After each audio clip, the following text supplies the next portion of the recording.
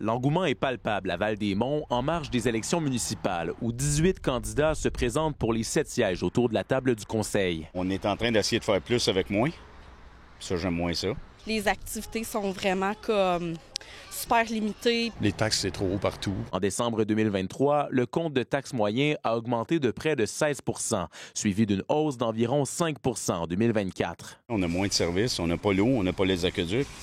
On ne devrait pas payer plus cher de taxes que ce qu'ils payent à Gatineau. Ils ont enlevé des services tels que le nettoyage des fosses septiques. La plupart des gens ici, c'est ça qu'on a. 3 candidats à la mairie tentent de succéder au maire sortant, Jules Dagenet, qui ne briguera pas de nouveau mandat.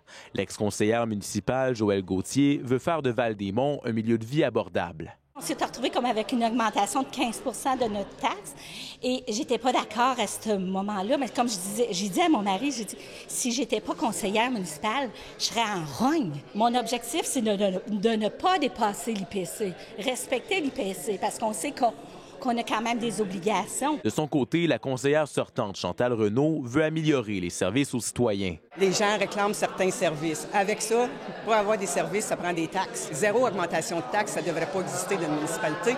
Parce que si tu équilibres ton budget, il faut que tu ailles te chercher un petit peu de taxes, faire ton bas de laine, comme on dit, pour pouvoir pallier éventuellement aux infrastructures que tu auras à réparer. Le candidat Éric Monette priorise pour sa part une efficacité des services. Couper un peu dans la bureaucratie pour être capable de travailler avec un budget plus serré parce que dans les dernières années, Val-des-Monts est devenu de moins en moins abordable.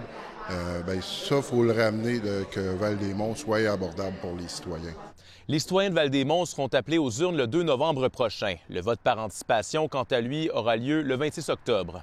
Ici Félix Pilon, Radio-Canada, à Val-des-Monts.